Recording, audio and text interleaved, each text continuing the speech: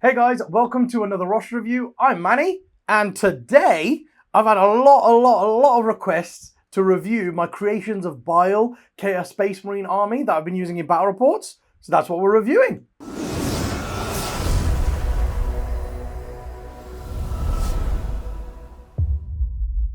Just before we start today, guys, I just want to say, if you're enjoying the content, please hit that subscribe and notifications bell in the corner over there if you haven't already, so that you know each time we release one of these videos. And they're coming quite frequently now, so we've got 2 videos a week coming out on YouTube. We have got our roster review that comes out, and we also have battle reports that come out if you're interested in those. There has been one that came out this past Friday, and it was Aaron from Team Gibraltar. Comes in with his Kraken Tyranids and plays against Dan and his Harlequins on the channel. So that's a really cool game. Go and check that out if you want to. Right, now let's get straight into it. So this is my Creations of Bile army that I've been using in battle reports. First off, we're going to start with the actual list and what's in the list. So it's a very simple format. First of all, guys, I did just use the models that I had. So you see a little bit of reputation in this. But also, I think the units that I included are fairly good into the ones that are in the meta right now. So I did kind of think that, you know, whatever Dan brings, hopefully I'll be able to give him a good game with this. And that's how the list came together in the first place. But I actually really like it. So I do want to say as well, I started off by just having a single battalion. I did start off with just a single battalion, and Abaddon was in that battalion because Abaddon is my warlord. And if you make Abaddon the warlord, then he gets the Agent of Chaos keyword. So he wasn't breaking the Creations of Bile bit. So I was like, why have him in his own detachment? Why not just put him in with the battalion? It does the same thing. It means that he's not breaking my army. They still count as complete Creations of Bile detachments. They get all the rules for being Creations of Bile. But what I learned after playing like 1 or 2 games with him is that actually, if you take him in a Supreme Command detachment, it unlocks the ability to take the Black Legion stratagem. So like stratagems. So I can use the stratagems on him. And there's one really good one where you can count your legion as different legion for the turn. So he can, for example, be red corsairs for the turn for, I think, 1 CP, maybe 2 CPs. But he can count as being red corsairs for a turn. And then he can advance and charge in that 1 turn. So there are some uses. And, you know, you can make him Creations of Bile for the turn. If you think he's going to die by, by a melee unit, by a melee threat, then he can fight in death and stuff like that. So there are a lot of uses for that. So that's why Abaddon is now, as you can see, in his own Supreme Command detachment, as you can see up here. Abaddon is in his own Supreme Command detachment now. It's just worth it. It's just worth it. That detachment is 0 CPs anyway. The Supreme Command detachment. And of course, if your warlord is in the Supreme Command detachment, you get to take a battalion for free anyway. So my Supreme Command detachment is 0 CP. And so is my battalion, cost me 0 CP to take. So I think that's a really cool thing in construction to consider when you write your lists as well. And yes, I have paid the 1 CP for Abaddon to have his warlord traits because he's quite good having all 3 warlord traits. And the main thing is, it's worth having his warlord traits if you're playing him in a Chaos Space Marine army, because some of them affect the units around him and stuff. So there, of course, there is one where I pick an enemy unit at the start of the game, and then every, you know, Heretic Astartes unit within 6 inches of him gets rerolls to wound against that target. I think that's an absolutely incredible warlord trait. It's great. The next one, which I think is really good, it gives him +1 attack or plus D3 attacks if you're playing against Imperium armies, and also gives him rerollable charges. Very big. And then the third warlord trait, he can put somebody into 1 tonne massacre, I believe. 1 tonne destruction or 1 tonne massacre, one of the two. But it's the tactical doctrine version. I think it's okay. I would prefer it if you got to put them into the combat one where all their combat attacks are exploding. That would be the ideal scenario, but unfortunately it's not that one. It's like the tactical kind of doctrine makes all your, like it makes all the bolters on the Terminators and stuff, exploding 6s. It's got its uses, but paying 1 CP for 3 warlord traits is absolutely incredible. So you definitely do that. Then I go on to my actual battalion, my Creations of Bile battalion detachment. In there I have a lord. The lord's got a hammer. He's got Twisted Regeneration, I believe it's called, the Warlord trait. And what that lets him do is the first time he dies, at the end of the phase, I can roll a d6 on a 2+, he stands back up. We're going to explain why that's there. Then his rune relic, the black rune or something like that, that gives him -1 to be wounded. Whenever attacks are targeted him, they're -1 to wound. And we're going to talk a little bit about him in a minute. Then we have a Master of Possession. The Master of Possession is there because his powers are really good now. He's really good for when you've got Possessed and Warp Talent in your army. He's very, very good. So his first power is Cursed Earth, of course. So you cast it, and then he does a 6-inch aura of all Demonkin units in this aura get a 4-up invulnerable save. So your Warp Talons and your Possessed get a 4+ invulnerable save. So that's great. And then his other power lets somebody regenerate in a unit. And we're going to come to that as well in a bit when we come on to how the list works. Then as the troops, we have got 3 units of 10 cultists. I'll put Naked Guy at the front because Naked Guy is just too cool. He's like the best cultist you've ever seen. But yes, we've got 3 units of 10, just regular cultists, not the new mutated ones. Don't have the models for those yet. So I'm just using these ones. But I think these are really good. And we're going to come on to them as well because actually they do fulfill a role now. They've got a new stratagem, which is really cool that I like. So we're going to come on to those, definitely. And then the last bit in my army, I've got like 9 combat threats, 9 combat units to trade with people because I think this is a very trading style army. And the first thing is in my elite, I've got 6 elite choices. I've got 3 units of 5 Possessed, because Possessed have gotten a massive buff. They move further than before. They've got better strength than before now. They have the same AP, but they have an extra damage. They have double damage now, and they have an extra wound, and I believe they've gained a toughness as well. They're toughness 5 now with 3 wounds each, so they are just insane. You'd be silly not to take some Possessed in your army, but I think 3 units are great, especially in Creations of Bile, because it's worth noting, guys, I fight on death. All of my units fight on death. That's why I've got loads of combat trading units, because they fight on death. So I've got 3 units of 5 Possessed, and then I've got 3 units of 5 Chaos Terminators. Now they're there for 2 reasons. The first reason, I actually think they're very good. They're tough to kill. And then of course, I got Advance and Charge as a stratagem. So that's one of the main reasons they're there. They've just got as big of a threat as the Possessed, really. They're not as good in combat, but they give me some chaff clearing screen clearing units with my shooting. And also, I can only have 1 unit of cultists in my army for every Chaos core unit I have in my army, and they're core, whereas the Warp Talons and the Possessed are not. So I needed to take 3 units of Terminators to be able to take 3 units of cultists. I thought that was the best choice. So yep, 3 units of 5 Terminators, and then to finish it off in the fast attack slots, I've got 3 units of 5 Warp Talons, and they are beasts. They've got like 5 attacks base now. They're just, yeah. A unit of 5 of them has got 26 attacks now. I think that's incredible, especially as Creations of Bile, when you've got like an extra inch movement, so they're going 13 inches and stuff like that. It's really useful, actually. And also Creations of Bile gives me +1 strength on everybody. So their Lightning Claws are strength 5 with full rerolls to wound. So that's the army list. Now let's have a look at how it all works and how it pieces together. Now, how the list works, guys, I do want to start by saying this one isn't actually too complicated. It's very easy to pick up, this style of army as well, and I purposefully haven't added too many data sheets either. I do have like Havocs and Demon Princes, Rhinos, all of those kind of units as well. But because it's Creations of Bile, I think it's better suited to just be combat trading. I really, really do. I do think the only shooting you really need in the army is some chaff clearing, which, you know, we've got 20 bolter shots 3 times over 3 Terminator units. So we've got like 60 bolter shots in the army. And I think that that might be all you need, just because of the way that the game is played right now and the other armies that are in the meta.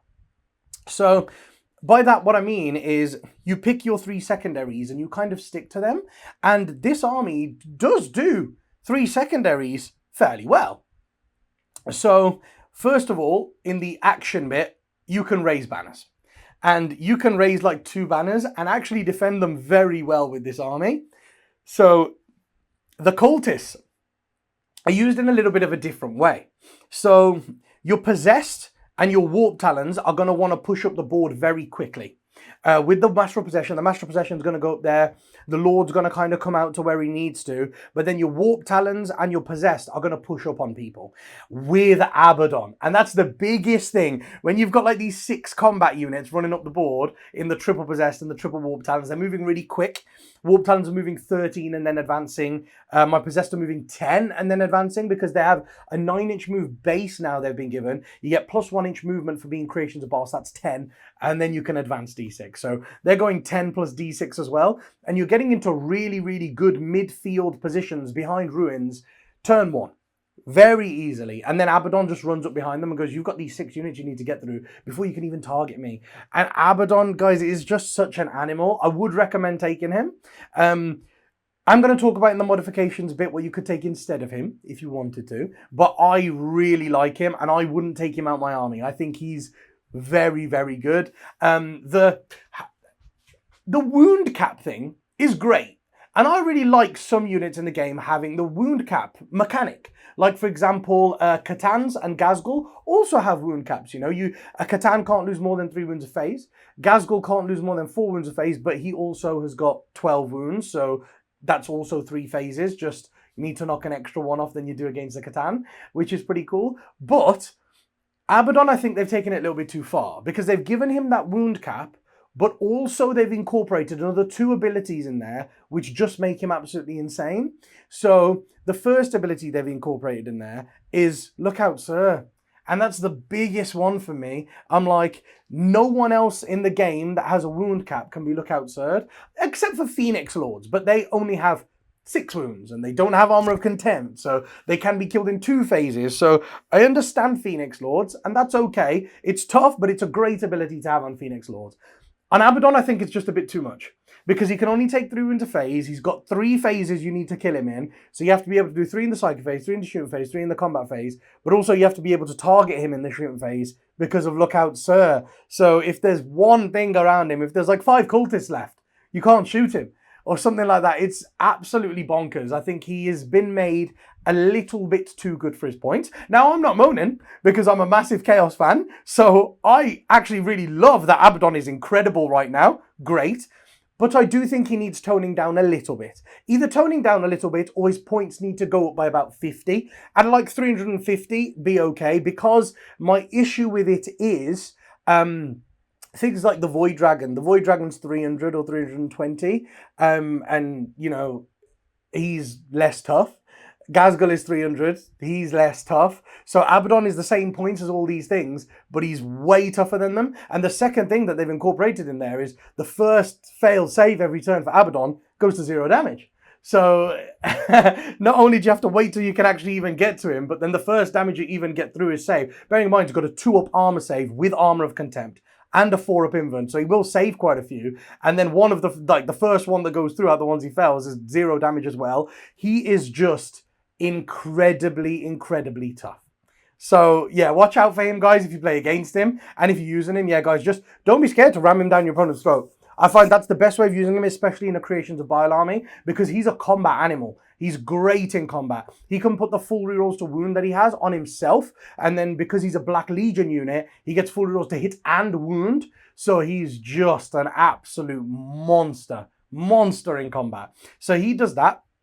Goes up the board with the Possessed and the Warp Talons. Now, the Possessed will probably need to advance to get into good positions in the midfield to be able to move and charge the next turn to threaten things. So they're going to be advancing. But quite often what I do find is the Warp Talons, normally a 13-inch move is enough to get you to the ruin you want to get to. One or two of your Warp Talon units may have to like advance to get into a good place and maybe a little bit further in front of the Possessed if they've got enough movement and stuff like that. But you don't want to overextend and just... You don't want to let one of your units get picked off when you don't have any answers to where it's standing. For example, I would be comfortable putting my Warp Talons at 10 or 11 inches in front of my Possessed. Because if somebody came and charged my Warp Talon, of course hidden, you need to try and hide as much as possible with this, guys. You don't want your opponent to be shooting you. So you need to play to the terrain as much as possible. And then if somebody comes to kill your Warp Talons, number one, they'll go into your Warp Talons.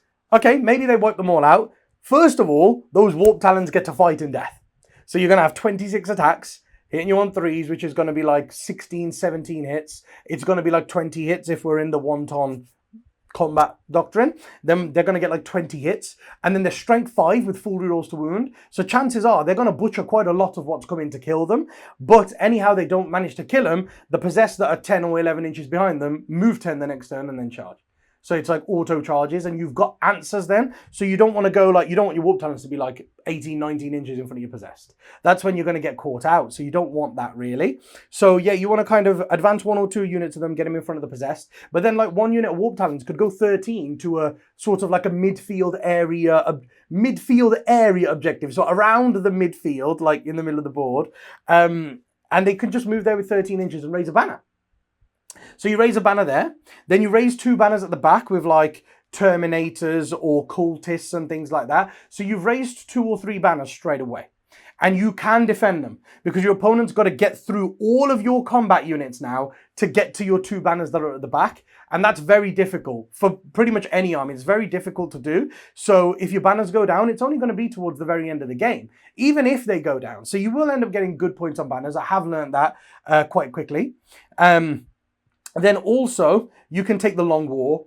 The Long War's great. I believe it's in the No Mercy, No Respite category, which is the one that used to have To the Last in, which isn't there anymore.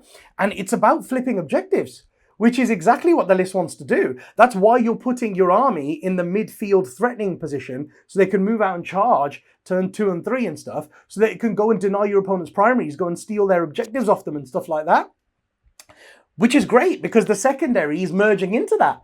If you kill a unit that's within range of an objective marker, you get a point. But if you control an objective marker that was controlled by your opponent at the start of your own turn, because it happens at the end of your turn. So if you hold an objective marker that your opponent was holding, then you get 2 points for that. And then 1 point for killing a unit. So, and that's why I like Creations of Bile for it, because you don't really have very much shooting. It's combat. So if you do kill someone, it's going to be in combat. And then if you charge them in combat and kill them off an objective, of course, you're now controlling the objective that they were on. So I think it's great because one charge just gets you like 3 points, 3 points, 3 points. And you can quite comfortably do that from turn 2 onwards. So there's a good 12 points available for that, for the Long War. And I think this list can score it very well. Then your third one, you've got options for your third one. If your opponent doesn't have very many high AP weapons, for example, if they've only got -2, possibly -3 weaponry, because you've got Armor of Contempt, maybe you don't need Cursed Earth in that game. So what you can do is you can take Warp Ritual or Mental Interrogation, and your Master of Possession can go and do your psychic secondaries for you. Or, I think in the Purge the Enemy section, it makes sense to be in Purge the Enemy, but it's called Specimens for the Spider. Of course, you can do Engage on All Fronts as well. Engage on All Fronts isn't very bad. You can come on, you can spend 1 CP, just 1 CP, to strategic reserve 2 cultist units, and they can come on and get you engaged for 2 separate turns. So you do have the option to do that. But also you've got the Specimens for the Spider, which is in every battle round. If you kill a character or monster, you get 3 points. And if you kill in combat, and then if you kill a non-character or monster or vehicle, like infantry, bikes, all that kind of stuff, then you get 2 points. But it's really cool because, like, what I noticed in one of the games against Dan, he had a chaplain going around with some intercessors, and they went round, they did a bit of damage, and then in the one turn I went, cool, I'm going to charge your intercessors and your chaplain. And then they both died. And I was like, it doesn't say you only get one or the other in Specimens for Spider. You can get both. So I got 2 points for killing the unit and 3 points for killing the chaplain. I got 5 points that battle round, just in one battle round. So you can max it in like 3 battle rounds. Of course, you probably won't. You're probably going to kill like a character and a unit in one of the turns, and then just like a unit. And then turn 1, you'll kill something if your opponent goes first, but not if you've gone first, and stuff like that. So you're probably going to get like 6 plus 5, 11. You're looking at about 11 to 14 points on that, which is very good. You can get 15. You can, if your opponent's got loads of characters or loads of monsters that have to come at you, then you can max that out quite well, which is quite nice. But even if you don't, you're getting a good 11 to 15 points on there. And that's what I'm liking about this army, guys. Like, if you just think about that, it can do the Long War. It can do Raise the Banners or RND. It can do Engage on All Fronts. It can do Specimens for the Spider. And it can do Warpcraft. It can do Mental Interrogation and Warp Ritual. That's like pretty much all 5 categories. You've got an objective, you've got a secondary in all 5 of the available categories that you can actually score fairly well. And that's the main thing that drew me to the Creations of Bile, because I was like, they've got the most options secondary wise. And of course, the game is just run on secondary and primary game right now. So that is how the list works. There's not much more to it than that. It really just plays the trading game. You need to flip at the right times, like flip the objectives at the right times. You need to get the positioning on your warp talons and your possessed right. And then that's it really. The 3 units of 5 Terminators, I'm finding them great as like a second wave. So after my Warp Talons and my, well, it's like a third or fourth wave. After the Warp Talons and Possessed are going to good places, the Warp Talons are going to be like your first punch, the Possessed are going to be your secondary punch, then you've got the Terminators and Abaddon to be like a tertiary punch. It's really, really punchy combat-wise. And the Terminators, because I've got a stratagem in Creations of Bile, which lets me advance and charge with a core unit for 1 CP. So even though you might, because you might go, well, the Warp Talons are moving 13 and charging, that's fantastic. Possessed are moving 10 and then charging, again, that's fantastic. But the Terminators are only moving 6 inches, even with the in Creations of Bile with the +1 inch. You're like, they're a bit slow. But if they're all a 3 or 4 and they're advanced, they're moving just as fast as Possessed. They're going 9 and charging or 10 and charging. So the advance and charge is fantastic with them. And also you use it at the start of the charge phase. So you can advance with your Terminators first and see how far they get. And if they get far enough, you then move them out and go for your charge. So I really like that ability to be able to do that. And the last 2 little techie things are to help me get primaries. And that's the main thing I want to say, because a lot of people have said to me, how are you scoring primaries? Because it's obvious that your secondaries are pretty high, but your primaries look like they're going to be like 8-ish points a turn, like 8, 16, 24, 32. And you're like, sometimes maybe not. Sometimes it looks like later on in the game, you might only get 4 points because one of the objectives might be out in the open and something like that. And that's when, like, some people were like, you might only get 8 and 8, which is 16, and then 4 and 4, which is only 24 primary. Now, my answer to that is basically the Lord and the Cultist, but also the mission-specific secondary kind of thing. So, like, some of them give you 2 points for holding a no man's land objective. You're going to be doing that every turn if you're pushing on people. So, in that, you're not looking at 24, you're looking at like 32 or 34. Which is a fairly decent primary score. So when you add in the mission-specific ones, because there's kill points as a mission-specific one, there's kills and holding objectives, there's holding objectives in No Man's Land, there's vital intelligence, data intercept, which when you're flooding everyone, you're going to be there. So a lot of the secondaries, and like the putting bombs down as well. This can put 2 bombs down, 3 bombs down fairly well. And that's what I like about it. So if you think about it, you're actually looking at about 32 to 35 primaries, not 24. So think about it in that way. If you play this fairly well, you're going to look at about 30 to 35 primaries. And that's if you get like 8, 8, 4, 4 later on in the game. But to counteract that and kind of push those up further and look at like the 40-ish primary, like 40 points on primary, if we play it well, what I've done is I've put that Lord in and the Cultist. So the Lord, what he can do is he can sit next to sort of like Terminators, where Terminators might be hidden behind a wall. Say there's an objective, like Terminators are hidden behind a ruin, like this, and then there's an objective right here. That's the range of the objective. It's like that. You can put your Lord on the objective within Lookout Sir range of the Terminators and go, right, because of the angles that my other units are in. So I've got this ruin here, Terminators are in there, my Lord is standing here. And then I've got 1 unit behind this ruin over here, 1 unit behind this ruin all the way up here, and then your army's over here. So you have to get to like here to shoot me. So you kind of go, all right, you can shoot my Lord if you want, because the Lookout Sir, it'll protect him from certain angles. But we're talking about going out on objectives out in the open with him. So there will be some sort of angle your opponent can get to shoot him. But what you want to do is make that angle less appealing and less attractive. So if you go, right, you have got this angle. If this unit moves out 6 inches here, they can shoot my Lord. It's a bit dicey if they kill him because he's got -1 to wound, and that's why you put the -1 to wound relic on him. So he's -1 to wound, he's got Armor of Contempt, he's got a 4-up invulnerable, and 6 wounds now, I believe. 5 or 6 wounds. He's quite tough. And then you go, right, that unit can come out and shoot him, but my Possessed are right over here. Like, if you move 6 inches forward, you'll be within like 16 of my Possessed now, instead of like 22. So they'll move 10 and then they'll have a 5 or 6 inch charge to you. So you want to make it like that. So the people are kind of coming out and going, do I really want to hit that Lord? And then if they do, then you've got that counter punch ready. But also, remember, once per game at the end of the phase, the Lord can stand back up. So he really helps with primary because he goes, right, only a certain number of things can target me. He kind of does it in a place where he's not going to get charged. And you go, right, so you can shoot me with this 1 unit. Then even if they come out and they shoot him, say you get unlucky or they've got a really good shooting threat and he dies, on a 2+, he'll stand back up at the end of the shooting phase and go, right, now I'm here in my command phase. So there's an extra 4 on the primary. So that's one way of upping your primary a little bit. That's why he's got that Relic and Warlord trait. He's more of a tool for that rather than a combat punch. Got a Thunder Hammer, he's okay with that. Okay with that. So that's one thing I'm going to talk about in modifications as well. He's okay with that. But the Warlord trait and Relic is what he's actually there for. And then also the Cultists.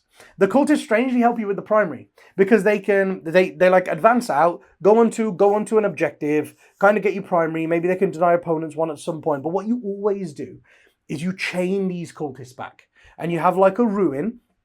So say there's like a ruin here. That's a ruin. That's an L-shaped ruin, guys. And then like 6 inches in front of it is like the range of an objective. So you have to go like 5 inches out of your ruin or 6 inches out of your ruin to hold this objective. What you can do is you can put 1 cultist on it and then go 2, 3, 4, 5. And then put the other 5 behind a wall. So that's what you can do. You can put 5 cultists out there, touch 1 on the objective and that's objective secured, and leave 5 behind the wall. Because what that means is if your opponent has to kill all 10 in one go. And sometimes your opponent won't know this because this is a really neat trick. So say your opponent shoots them and they kill 6 cultists. So 6 die, say another 1 runs somewhere out, we've lost 7 and the other 3 stay. So we've lost 7 cultists now. We've only got 3 left behind this wall. But there's a stratagem that you can use in your command phase now for them where they come back. I believe it's called Tide of Traitors still, but now instead of getting like an entire unit back, you get D3 plus 3 cultists back, but it's D3 plus 3. So even if you roll a 1, 4 cultists will come back. So then you'll go from a 3-man to a 7-man. And then you've got to remember, if we're there and we've got 6 inches to come out, we can go, right, we'll put the first one out, then we'll put the second one and third one. So you put the first one 2 inches out of the ruin. Then you've got another 2-inch gap, so that now you've traveled 4 inches and you put 2 down there, so you've got unit currency. Then you go another 2 inches, so we've gone like 6 inches plus 2 base sizes, so like almost 8 inches, and you put your last cultist there, and that's put you back out onto that objective for the end of your command phase. Because that's something important to understand, guys, is you score primary objectives at the end of your command phase. So you can use this stratagem to res 4 cultists in your command phase, all the way back to the objective that they've just shot you off. And then you go, now I'm on it. And at the end of my command phase, I get the points for it. So that also bumps your primaries up. So remember, you can do that. But remember, each cultist that comes back has to come back in unit coherency. So we say we've got 3 left behind the wall. Only 1 has freedom. The 4th one has freedom. Then the 5th one has freedom as well. But then the 6th one has to be placed where 2 can be in range of him. So we have 3 behind the wall. 4th one can be out here, 2 inches away. 5th one again can be 2 inches away from the 4th one because you still only a 5-man unit. But when you put the 6th one down, that's why he has to stand next to the 5th one, because then he's in range of the 5th one and the 4th one within 2 inches of 2 different ones.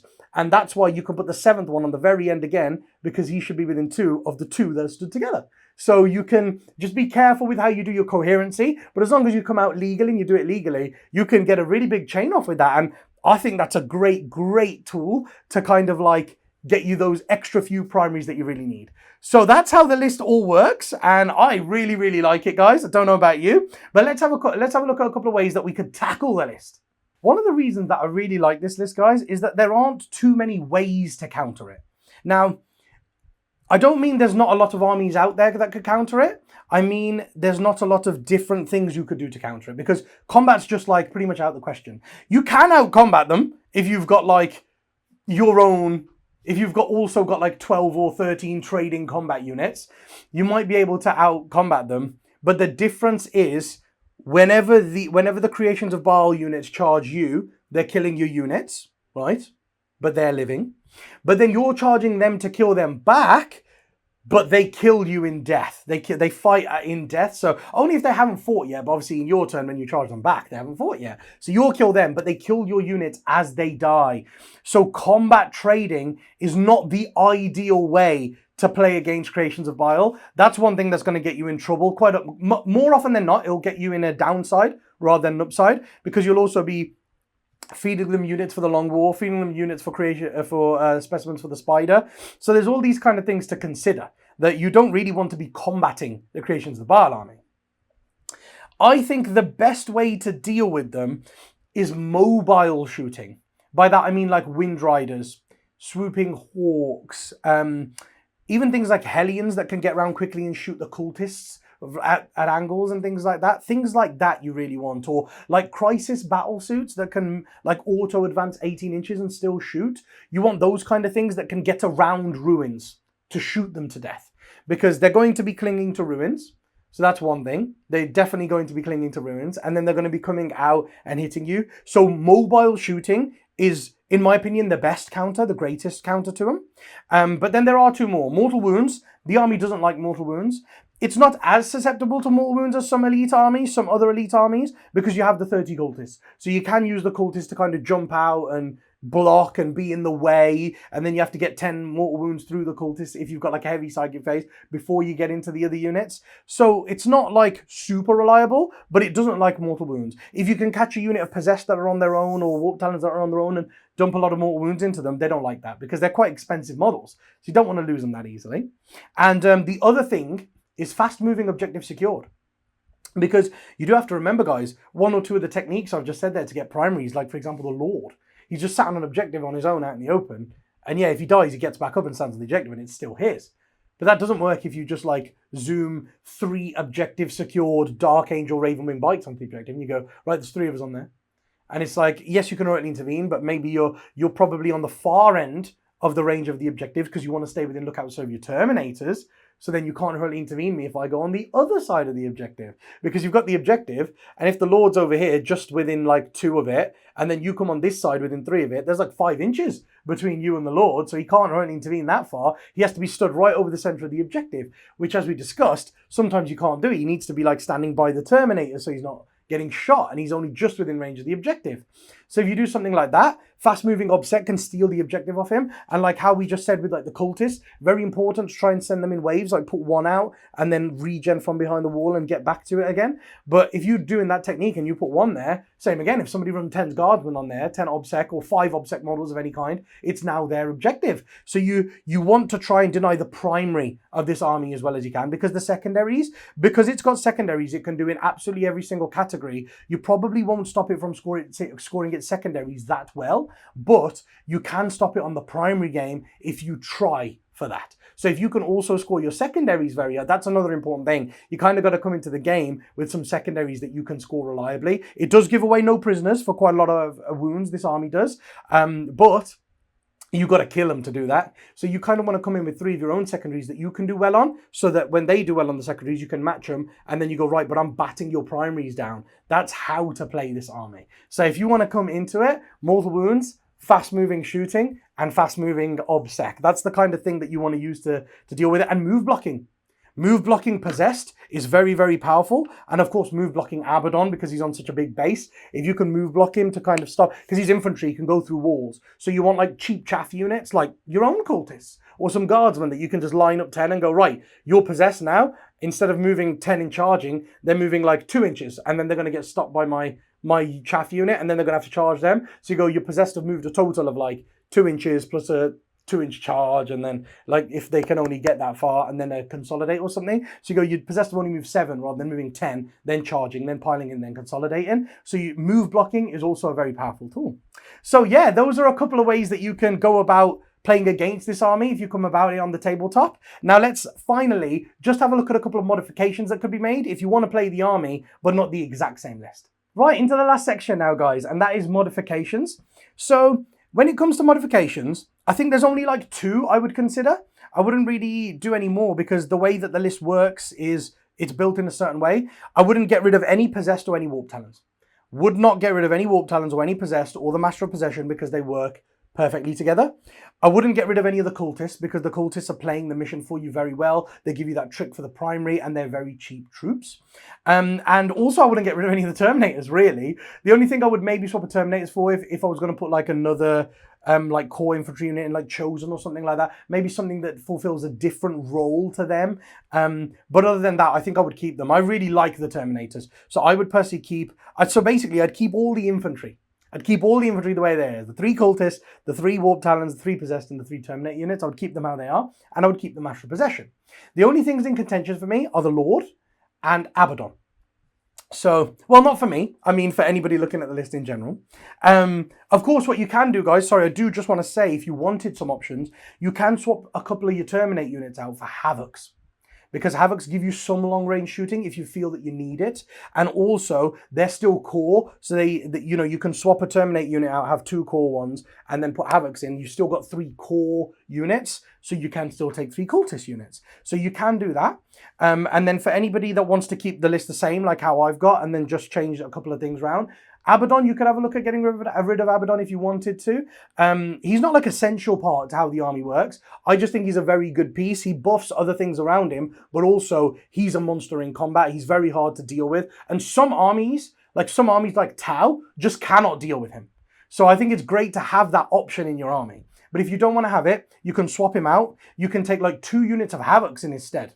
And 2 units of Havocs will put in a lot of work. You could have like a las cannon tooled unit and a chain cannon tooled unit, and maybe swap a couple things here and there to try and get a Rhino in so that you can get them up the board into better positions. So yeah, I think Havocs would be a decent swap for Abaddon if you wanted to, but that's if you think that you need some shooting range threat in your army. Other than that, I like Abaddon, and I personally would keep it. But this is the modification section. This is if you want to do something a little bit different. And then the final thing is the Lord. So I'm not completely sold on the Lord. I don't think he's very good in combat, especially because of Armor of Contempt. If you play armies where they don't have Armor of Contempt, his Thunderhammer attacks do quite a lot of work actually with the flat 3 damage and fighting on death and stuff like that as well when he needs to. But against anything with Armor of Contempt, like Sisters, who are big in the meta, Blood Angels, who are big in the meta, so loads of things that are big in the meta, and other Chaos Space Marines, he's only AP -1. So even though he's flat 3 damage, he's only -1 AP, and loads of those units have 2 up to 3 up saves. So they'll go to a 3 up or a 4 up save, and they'll tank a lot of it, and he won't kill that much. So I don't think he's meant to be used as a bit of a beat stick. He's just meant to be used for that tool of going out and holding an objective and stuff. But then similarly, because of that, I think that could be a different character.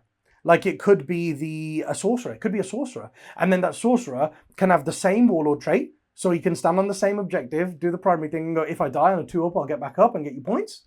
And also have the same relic for the -1 to wound if he wants to. But then the sorcerer could also be buffing things at the same time. He can use 2 powers and buff 2 units at the same time. Give you some smite potential as well if you need it. So I think a sorcerer would be a better option than him, or even a second Master of Possession would be a better option than that Lord. So I think I'm going to switch the Lord out as well for another caster. So that's one modification that even I'm looking to make. So that one I think is a really good modification to make to the list.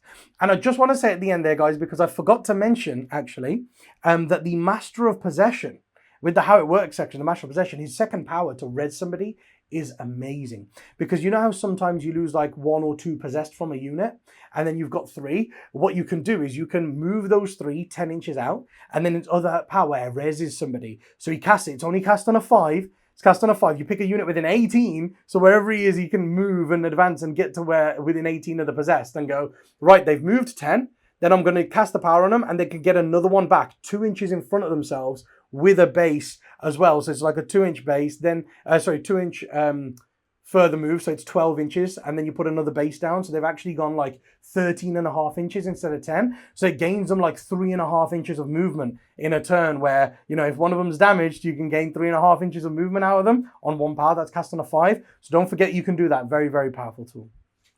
And there you have it, guys. That is this week's roster review. I hope you really enjoyed it. I had a lot of requests for it, so I hope you guys are happy and that you've learned quite a bit with it. I've learned a bit just going through it, just like refresh my memory quite a bit, which is cool. And that's it. And also, guys, I do want to say, please leave comments below on, number one, how you're finding the roster reviews. If you have any feedback for me that I could improve on them, just let me know. I'm always open to feedback. I think it's great when the community helps you out. And then also, guys, if you have any Chaos Space Marine or Creations of Bile specific lists that you've been using, that you've had a lot of success with, and there's different units that you've been using, please list them in the comments below for everybody else to find out. And also me, I'm loving the Chaos Space Marines and Creations of Bile. So if you guys have got any tips or tricks, man, I'll learn from you too. So yeah, just share them in the comments below for everyone to learn. And if you've watched this far and you haven't already, please hit that subscribe button, notifications bell in the bottom corner over there, so you know each time I release one of these videos. And if you're enjoying the content and you want more exclusive content, amazing discounts off our web store, and also a lot more content throughout the week, like meta-analysis and stuff like that, or if you'd just like to support the channel, then please head over to glasshammergaming.co.uk and join the elite. And I'll be back next week with another roster review. Bye, guys. live stream Warhammer 40k games, meta-analysis, tournament reports. Hi guys, I'm Manny. I am one of the co-founders of Glasshammer Gaming. I'm one of the current top 5 ranked ITC players in the world, and I play for my international team, Team England, and we are the current reigning world champions. So we started Glasshammer Gaming at the start because we play a very high level, and we realized that a lot of content creators online were more narrative and not really focused on the competitive aspect of the game, and we thought it'd be really cool if we made battle reports, live streams and tactics videos to help players improve in their competitive game, and also for people who are looking to start getting into competitive play, help them along the way and give them some tips. We also have an elite service, and if you join up, you get more in-depth meta-analysis, competitive tournament reports, and even bigger discounts on our store, which are incredible in the first place, and you're basically getting some of the best discounts in the world. If you join up, you also get access to our Discord server, where there are lots of like-minded people who also want to be very competitive and play to the best of their ability, and you'll be added in there with all of them. There are different channels for every army, every faction, so you can talk to other players who play the same armies as you and improve together.